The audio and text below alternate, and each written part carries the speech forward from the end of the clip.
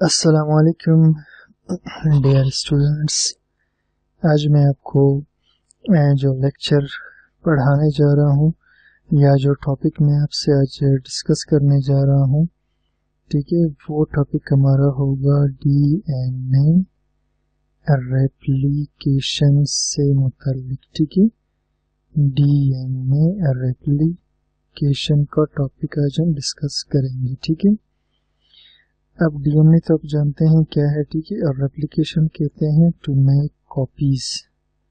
Replication का मतलब होता है टू मेक कॉपीज, यानी डीएनए का अपनी कॉपियां बनाना। ठीक है, अब मैं थोड़ा सा जो है बेसिक आपको बता देता हूँ, फिर हम टॉपिक की तरफ आते हैं। ठीक है, आपको पता है कि तमाम जानदार सेल से बने हुए होते हैं। ठीक है, और सेल के बीच में न्यूक्लियस होता है जिसमें जेनेटिक मटेरियल होता है। ठीक है, इस जेनेटिक मटेरियल को कहते हैं क्रोमेटिन। क्या कहते हैं इस जेनेटिक मटेरियल को? क्रोमेटिन। ठीक है, और ये जो क्रोमेटिन है, ठीक है, ये असल में क्रोमोसोम्स पर मुश्तमिल होता है। ठीक है, और ये क्रोमेटिन क्रोमोसोम्स पर मुश्तमिल होता है। ठीक है, और क्रोमोसोम खुद क्या होते हैं? ठीक है, क्रोमोसोम खुद जो है डीएनए से बने हुए होते हैं। ठीक है, ये खुद किससे बने हुए होते हैं? डीएनए से। ठीक है, डीएनए क्या होता है? ये है deoxy ribo nucleic acid. DNA क्या है? Deoxy ribo nucleic acid. ठीक है, तो आज हम इसी डीएनए की जो रेप्लिकेशन पढ़ेंगे, यानी डीएनए किस तरह अपनी कॉपियां बना रहा होता है। ठीक है, तो चलिए जी मेन टॉपिक की तरफ आ जाते हैं। सबसे पहले देखें आप, ठीक है, कि ये एक डीएनए है। ठीक है, ये एक डीएनए है। ठीक है, डबल स्ट्रैंडेड डीएनए है। ठीक, अब सबसे पहले क्या होगा कि ये जो डीएनए है इसके अंदर एक खास एरिया ओपन हो जाएगा। ठीक है, एक खास एरिया ओपन हो जाएगा। मैं इसको दोबारा बना लेता हूँ। ठीक है, ऐसे। ठीक है, इसके अंदर एक खास एरिया ओपन हो जाएगा। इस ओपन एरिया को कहते हैं रेप्लिकेशन फोर्क। क्या कहते हैं इसको? Replication fork. ठीक है, जब ये एरिया ओपन हो जाएगा तो डीएनए के ऊपर मौजूद बेसिस ये नजर आना शुरू हो जाएंगे। ठीक है, डीएनए के ऊपर मौजूद न्यूक्लियोटाइड्स नजर आना शुरू हो जाएंगे। ठीक है, और इस स्ट्रैंड को ओपन कौन कर रहा होगा? ठीक है, एक एंजाइम होगा, उसका नाम होगा एलिकेज एंजाइम। ठीक है, एक एंजाइम होगा, उस एंजाइम का नाम होगा एलिकेज एंजाइम। एलिकेज एंजाइम क्या करेगा? इन नाइट्रोजन बेसिस के बीच हाइड्रोजन बॉन्ड को तोड़ देगा और इस तरह इसको ओपन करता हुआ इस स्ट्रैंड को ओपन करता चला जाएगा। ठीक है, अब इसको मजीद समझने के लिए हम आगे चलते हैं। ठीक है,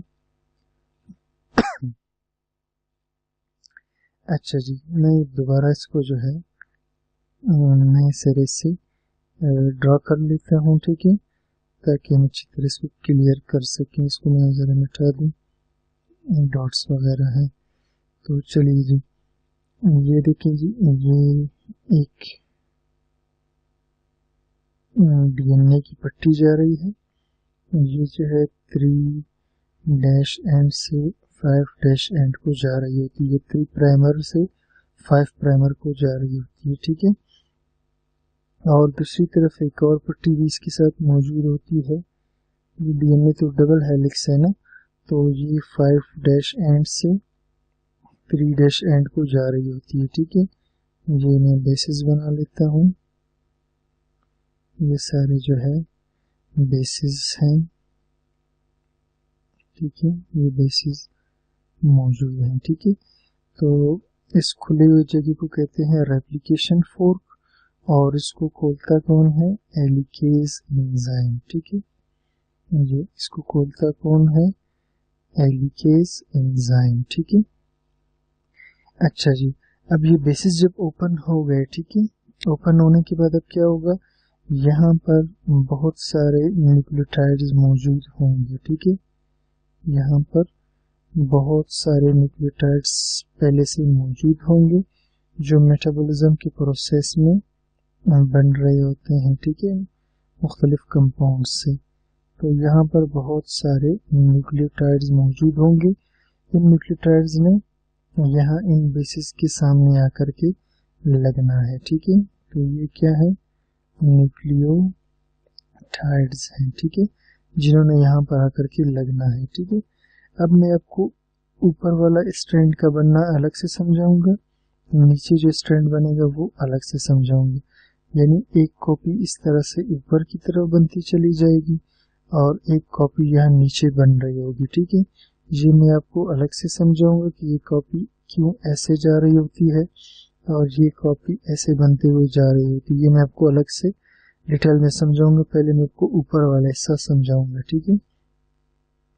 तो चलिए जी, दोबारा इसको बनाना पड़ेगा, ठीक है जी। अब मैं सिर्फ इसका वो एरिया बना रहा हूँ जिससे हमारा काम है, ठीक है।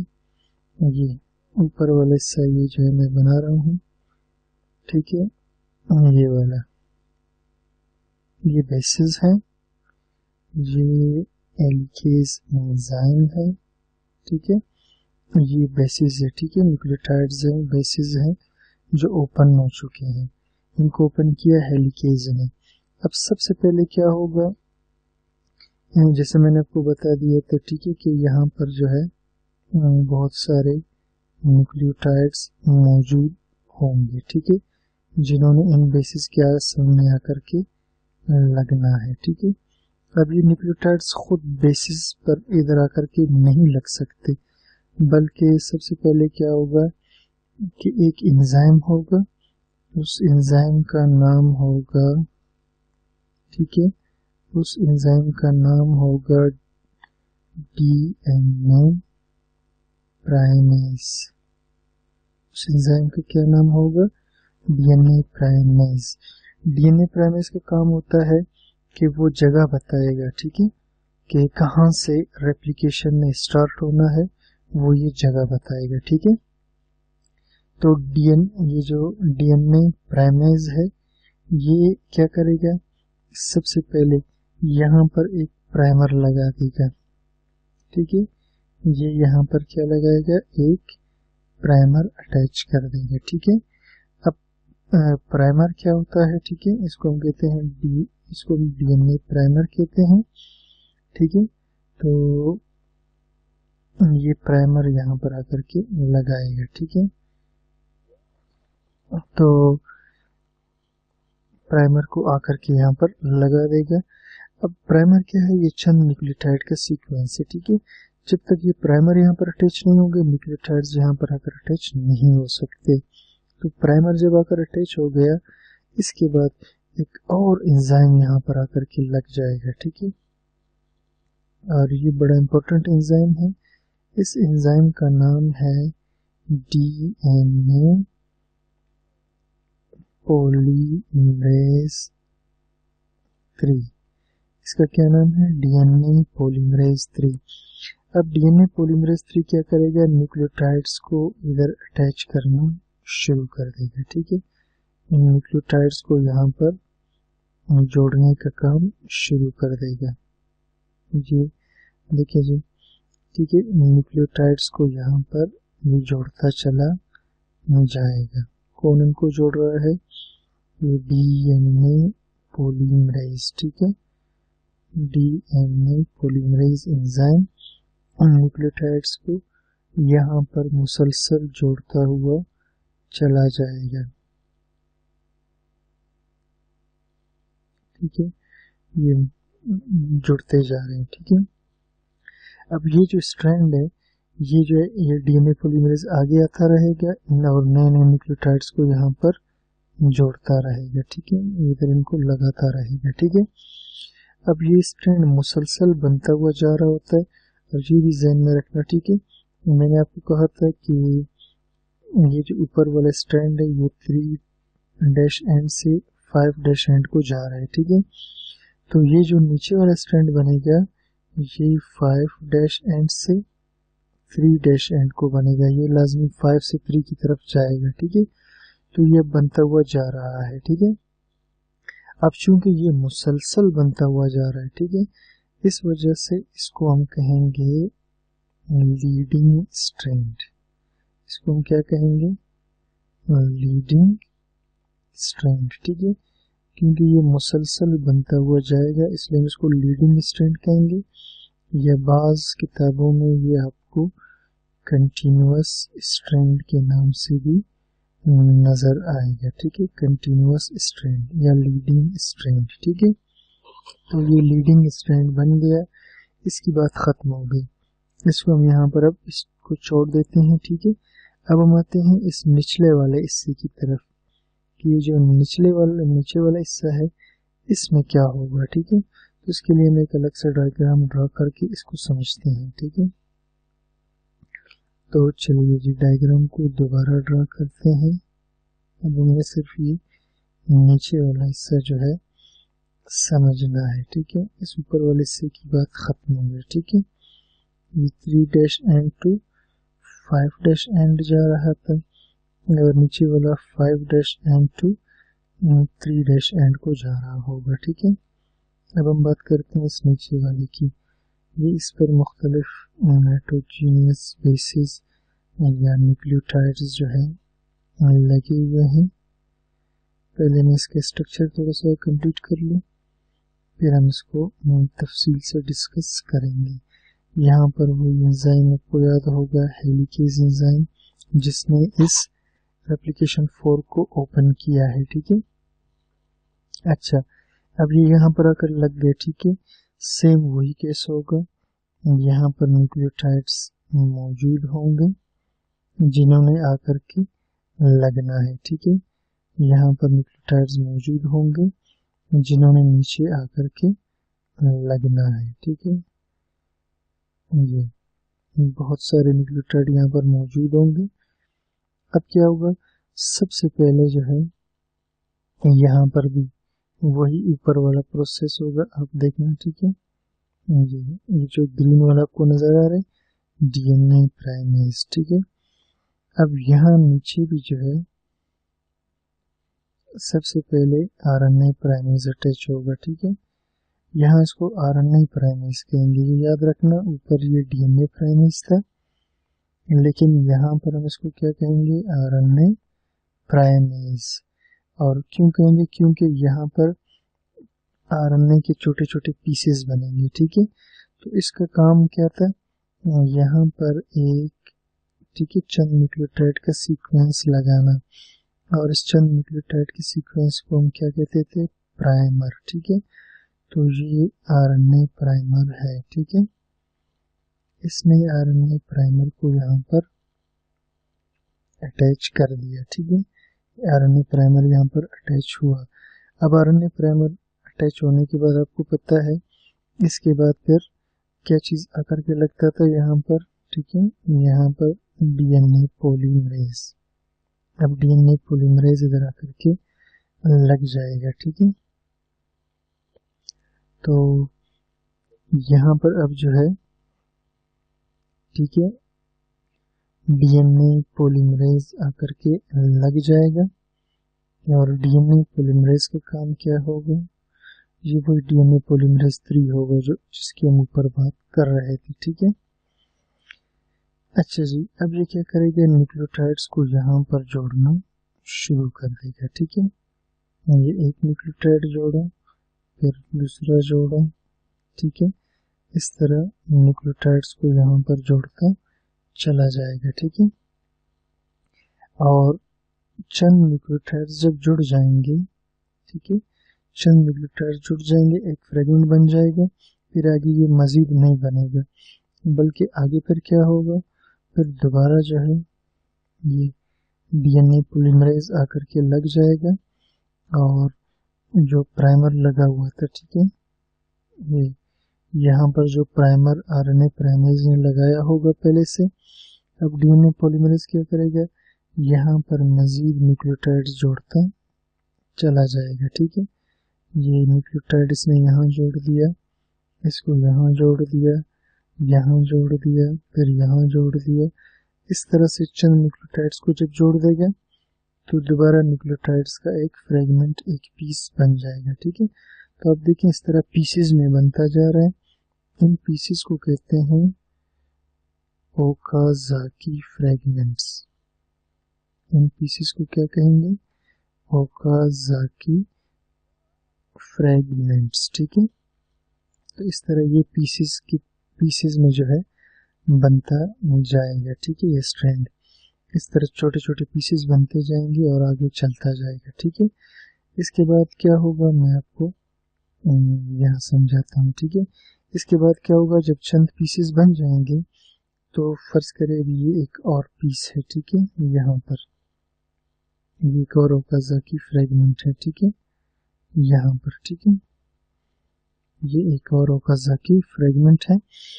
अब क्या होगा, यहाँ पर एक और एंजाइम आकर के जब बहुत सारे फ्रेगमेंट बन जाएंगे तो फिर एक और एंजाइम यहाँ पर आ जाएगा। ठीक है, और उस एंजाइम का नाम होगा, ठीक है, उस एंजाइम का नाम होगा, ठीक है, डीएनए पॉलीमरेज 1। क्या नाम होगा इसका? DNA polymerase 1। ठीक है, इस एंजाइम का काम यह है कि इन फ्रेगमेंट्स को आपस में जोड़ देना। ठीक है, ये जो ओकाज़ाकी फ्रेगमेंट्स थे ये क्या करेगा, इनको आपस में जोड़कर एक मुसलसल पट्टी बनाना शुरू कर देगा। ठीक है, इनको आपस में जोड़ देगा और एक मुसलसल पट्टी बनाना शुरू कर देगा। ठीक है, ऐसे यहाँ पर भी जोड़ देगा। ठीक है, तो इसको इसके साथ इसे जोड़ देगा। ठीक है, तो एक मुसलसल जो है पट्टी बनना शुरू हो जाएगा। देखिए इसके साथ जो है इसको जोड़ देगा ऐसे। ठीक है, प्राइमर्स को निकाल देगा, इनको आपस में ऐसे जोड़ देगा। ठीक है, ये मुसलसल अब बनता चला जाएगा। और इसके बाद क्या होगा, जब ये ऊपर वाली पट्टी कंप्लीट हो जाएगी, यानी कि नीचे वाला जो पट्टी था, इस नीचे वाली पट्टी को हम कहते हैं टेम्पलेट या पेरेंट स्ट्रैंड। ठीक है, इसको टेम्पलेट कहते हैं सांचे को। ठीक है, या पेरेंट स्ट्रैंड। और ऊपर वाला जो न्यूली फॉर्म्ड, ठीक है, ये जो है न्यूली फॉर्म्ड स्ट्रैंड, ऊपर वाला सुरख वाला। ठीक है, जब ऊपर वाला पट्टी कंप्लीट हो जाएगा, डीएनए पॉलीमरेज सारे पीसेस को आपस में जोड़ देगा। ठीक है, तो इस दौरान क्या होगा, फिर एक और एंजाइम यहाँ पर आएगा। ठीक है, और इस एंजाइम वो एंजाइम यहाँ पर आकर के लग जाएगा ये पीला कलर में। ठीक है, इस एंजाइम का नाम क्या होगा, डीएनए लाइगेज। क्या नाम होगा इसका, डीएनए लाइगेज। और ये एंजाइम क्या करेगा, ये इस डीएनए को सील कर देगा, बंद कर देगा। यानी डीएनए कंप्लीट हो चुका, अब ये इसको बंद कर देगा। ठीक है, तो यहाँ पर तो क्लियर हो गया। ठीक है, अब इसमें सिर्फ एक चीज और आपको बतानी है। ठीक है, जिस वक्त, ठीक है, जिस वक्त ये डीएनए के स्ट्रैंड एक दूसरे से अलग हो जाते हैं, ठीक है, हेलिकेज एंजाइम की वजह से। ठीक है, यानी हेलिकेज एंजाइम जो है हाइड्रोजन बॉन्ड को तोड़कर जब इस स्ट्रैंड्स को ओपन कर देगा, ठीक है, तो यहाँ पर ये खतरा मौजूद रहता है। तो यहाँ पर ये खतरा मौजूद है कि ये जो स्ट्रैंड है नीचे वाला, ये आपस में जो है ऐसे कॉइलिंग कर सकता है। ठीक है, क्योंकि नाइट्रोजन बॉन्डिंग नाइट्रोजनस बेसिस के बीच पैदा होगा, तो ये आपस में कॉइलिंग कर सकता है। ठीक है, तो इस कॉइलिंग से बचाने के लिए यहाँ पर क्या होगा, खास किस्म के प्रोटीन्स जुड़ जाएंगे। ठीक है, ऐसे खास किस्म की प्रोटीन्स यहाँ पर जुड़ जाएंगी और इन प्रोटीन्स को कहते हैं SSBP, यानी सिंगल स्ट्रैंडेड, ठीक है, सिंगल स्ट्रैंडेड बाइंडिंग प्रोटीन्स, इनको कहेंगे सिंगल स्ट्रैंडेड बाइंडिंग प्रोटीन जो इसकी कॉइलिंग को बचा रहे होते हैं। ठीक है, चलिए जी, टॉपिक हमारा तकरीबन खत्म हो गया। अब मैं आपको थोड़ा सा यहाँ लिखा हुआ समझा देता हूँ। तो रेप्लिकेशन ये एक अमल है जिसमें डीएनए बनाती है अपनी कॉपी। ठीक है, एक्सप्लेनेशन देख लेते हैं। डीएनए रेप्लिकेशन के प्रोसेस में जो ओल्ड डीएनए होता है, पुराना डीएनए, वो बनाती है अपनी रेप्लिकास, यानी अपनी कॉपियां बना रही होती है। और डीएनए रेप्लिकेशन ये सेल डिवीजन से पहले होता है, और सेल डिवीजन से पहले एक फेज होता है जिसको इंटरफेस कहते हैं। इस इंटरफेस के वक्त, ठीक है, इस इंटरफेस के वक्त डीएनए की रेप्लिकेशन होती है। तो इंटरफेस के बाद सेल की जब कॉपियां, डीएनए की कॉपियां बन जाती हैं, तो फिर उसके बाकी phases, prophase, metaphase, anaphase, telophase शुरू होकर आखिर में सेल डिवाइड हो जाता है। ठीक है, अब एक और बात आपको बताता चलूं कि डीएनए की रेप्लिकेशन के मुख्तलिफ टाइप्स हो सकते हैं, जैसे semi conservative DNA replication, conservative DNA replication. इस किस्म के रेप्लिकेशन के अंदर डीएनए अपनी कॉपी बनाती है जिसमें से हर कॉपी में एक न्यू और एक पुराना स्ट्रैंड मौजूद होगा। ठीक है, ये आप यहाँ देख लें। ये पेरेंट डीएनए था। जब न्यू डीएनए बनेंगे, इसके अंदर एक न्यू स्ट्रैंड, एक ओल्ड स्ट्रैंड, एक न्यू, एक ओल्ड, इसको कहते हैं सेमी कंजर्वेटिव। दूसरी तरफ कंजर्वेटिव डीएनए रेप्लिकेशन में क्या होगा कि जब डीएनए रेप्लिकेशन के बाद अपनी कॉपियां बनाएगा, तो उसमें से एक डीएनए में कम्प्लीटली न्यू स्ट्रैंड्स होंगे, दूसरे में कम्प्लीटली पुराने स्ट्रैंड्स। ठीक है, इस तरह से देखिए जरा। ठीक है, ये जो मैंने इसको बंद किया हुआ है, ये पेरेंट डीएनए, दो बिल्कुल न्यू डीएनए, और ये बिल्कुल न्यू, और ये ओल्ड डीएनए बन गया। ठीक है, इसके बाद जो है ये स्टेप्स बताता हूँ आपको डीएनए रेप्लिकेशन के। सबसे पहले पेरेंट डीएनए खास जगह से खुलेगा जिसको रेप्लिकेशन फोर्क कहेंगे। फिर हेलिकेज एंजाइम ये डीएनए के हाइड्रोजन बॉन्ड को ब्रेक कर देगा, और इस तरह से ये रेप्लिकेशन फोर्क की जगह ये डीएनए खुल जाएगा। फिर डीएनए ओपन हो जाएगा तो डीएनए प्राइमेज अटैच हो जाएगा टेम्पलेट डीएनए के साथ, और फिर ये उस जगह को पहचानने में मदद देगा जहां से रेप्लिकेशन स्टार्ट होना है और डीएनए पॉलीमरेज में अटैच होना है। ठीक है,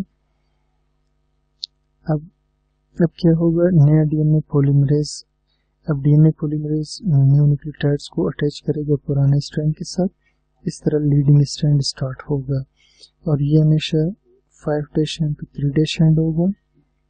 मैं जरा मुख्तसर कर रहा हूँ टाइम कम होने की वजह से। ठीक है, तो लैगिंग स्ट्रैंड जो नीचे बन रहा था वो फ्रेगमेंट्स में, टुकड़ों में बनेगा जिनको काजाकी फ्रेगमेंट्स कहते हैं, और जो है ये आरएनए प्राइमर इनको स्टार्ट करेगा। ठीक है, और सिंगल स्ट्रैंडेड बाइंडिंग प्रोटीन्स जो है ये कॉइलिंग से बचाएंगे डीएनए को। पॉलीमरेज 3 ये नए न्यूक्लियोटाइड्स को प्राइमर्स के साथ जोड़ेगा, और ये पीसेस फिर आपस में काजाकी वाले जुड़ जाएंगे बाद में। ठीक है, और जो है इसका लास्ट लाइन देख ले, पॉलीमरेज 3 न्यूक्लियोटाइड्स को प्राइमर्स के साथ जोड़ेगा, ये पीसेस न्यूक्लियोटाइड्स के ओकाजाकी फ्रेगमेंट्स कहलाते हैं।